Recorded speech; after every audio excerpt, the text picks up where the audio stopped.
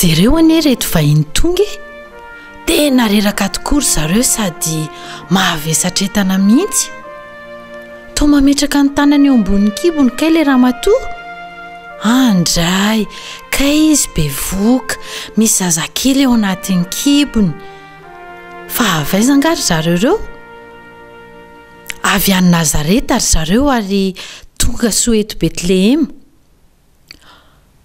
Manahoana tompoko mbola mba misy toerana avy eo amin'ny hotelinareo hiteraka mantsy mivadiko ka tady fandriana sy toerana kely izahay tena mialatsiny aranga fa tena feno tanteraka ato aminay no ity fisoratana anarany ity fa inona kay izany fisoratana anarany izany ny fisoratana anarana na fanisambahoaka dia ny fangatahana nataon'ny Romanina mba ahafantarany isan'ny olona dia asainy miakatra any amin'ny tanàna neviny avy ny dadanareo. Hay ve? Ary ianao ve rangahy manana toerana ao amin'ny hotelinao? Tena feno hatrany ambonin'ny tafo mihitsy tena tsy misy na dia toerana kely fotsiny aza ao. Azafady re tompoko, sao dia mba misy isitrihanay ato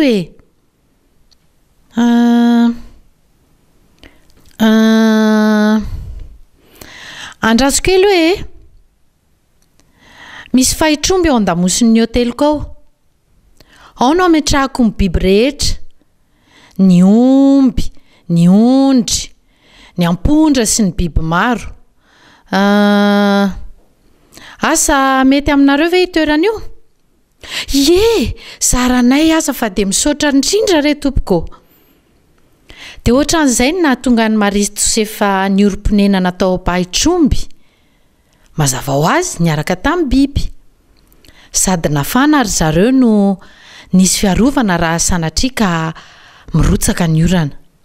Nisy vilona tao ary misy fihinanam-bilona ihany koa azo ametrahana ny zazakely.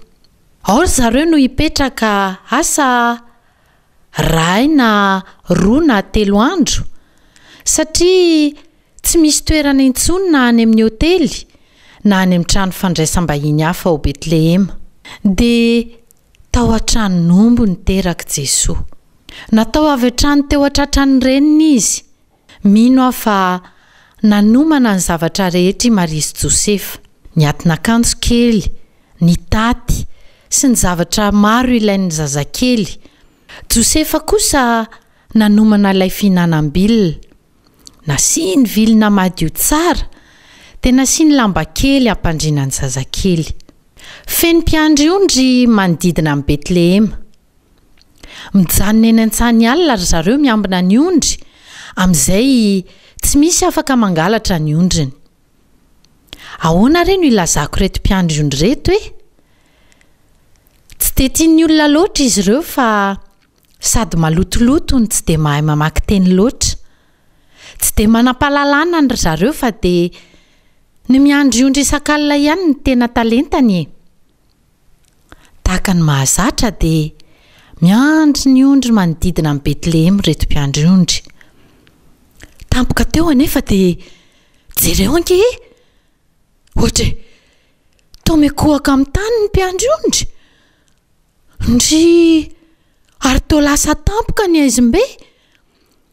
Ary iny no hazavana be io.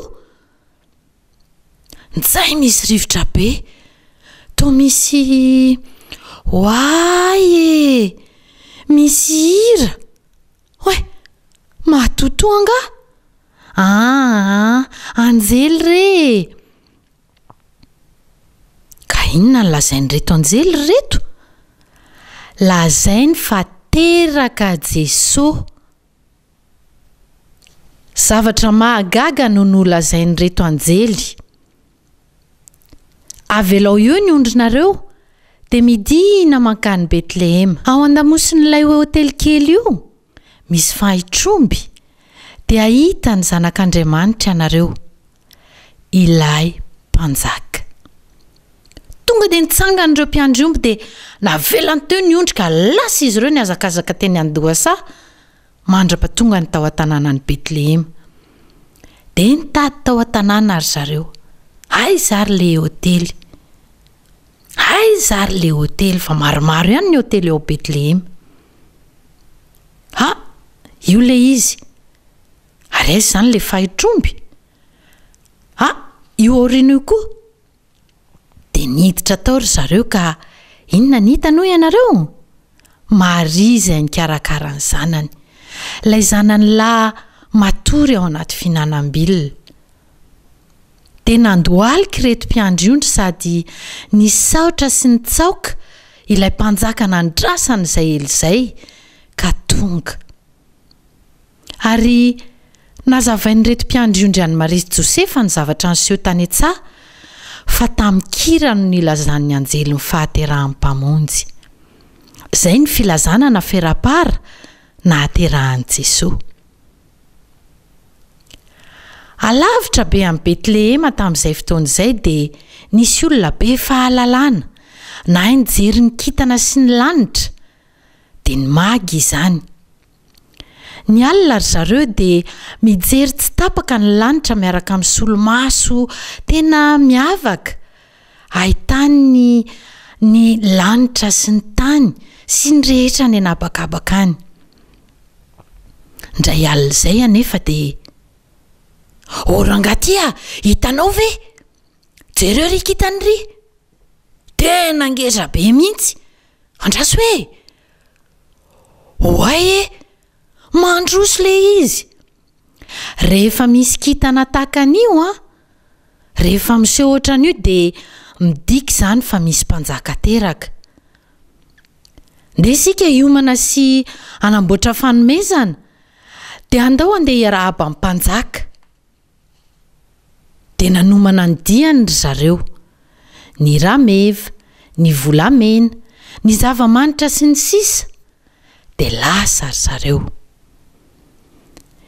Isakariva sy ny alina dia hitan'ireto magy ilay kintana mandroso ery amin'ny lanitra ery, ka dia mandeha manaraka tsara ilay kintana ry zareo. Inona no atao kay rehefa misy mpanjaka teraka? Fantatrareo makany amin'ny lapan'ny mpanjaka. Dia tonga tao amin'ny firenena nahaterahan'i Jesosy reto magy reto. Dia lasa izy ireo nakany amin'ny lapan'ny tanàna.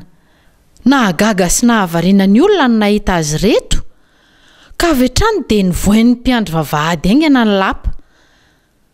Rehefa tonga teo anatrehan'ny mpanjaka Herôda ry zareo dia nanao hoe, masina ianao ry mpanjaka Herôda. Nahazo zazalahy ianao ry mpanjaka ka tonga iankohaka eto anatrehanao izahay. Gaga be mpanjaka Herôda fa tsy nisy fahaterahana tao amin'ny lapa. Ary sao dia sanatria misy mpanjaka hafa hisolo ary, hoy Herôda tao an-tsainy tao. Dia nampanatsony ny olon-kendry sy ny mpanolontsaina rehetra teo amin'ny lapany, satria fantany fa raha misy vaovao dia mahalala ireo olona ireo. Dia tonga ireo olon-kendry miaraka amin'ny boky be. Dia hoy ny mpanjaka Herôda hoe, move ianareo nandrefa misy mpanjaka hisolo ahy. Nanokatra amin'ny boky reto olon-kendry dia nanao hoe, to hisy mpanjaka teraka ao Betlehema ao. Dia hoy Herôda tamin'ireto magy avy lavitra hoe, mandehana ny Betlehema fa ahita azy ianareo. Dia rehefa avy manolotra ireto fanomezana maro ianareo, dia mba miverena ty amiko fa mba te hanolotra fanomezana koa e. Mpandainga be fotsiny nefa le Herôda. Dia niala tao an-dapan'i Herôda reto magy. Dia lasa nanarady indray ilay kintana ry zareo mandra-pahatonga ny tany Betlehema. Rehefa tonga tao Betlehema reto magy, dia tsy nijanona teo amin'ilay hôtely voalohany na ilay hôtely faharoa ilay kintana, fa nijanona teo ambonin'ny fahitromby. Dia nidina ny ramevany ary reto magy. Dia nijery ny ankavia, dia nijery ny ankavanana, dia niditra tao am-pahitromby. Inona hoy ianareo no hitany? Maria mitrotro ny zaza. Gaga izy. Maria mitrotro ny zaza no hitany. Dia napetrany teo anoloana teo ny fanomezana maro be izay nentiny. toy ny volamena sy ny emoka manitra dia nitantarainy ny zava-nisy rehetra. Ary rehefa hiverina tany Jerosalema araka ny fangatahan'ny mpanjaka Herôda ry zareo, dia nisehon'ny anjely ka nilazany hoe tandremo, aza miverina any amin'ny Herôda any ianareo fa miteti-dratsy Herôda. Dia niova lalana malaky ireto magireto nody tany aminy, feno fahatsiarovana izay hitany ry zareo, sady nanao hoe tena marina tokoa fa nahita mpanjaka lehibe isika. Io ilay mpanjaka efa nolazain'Andriamanitra dia ilay Mesia.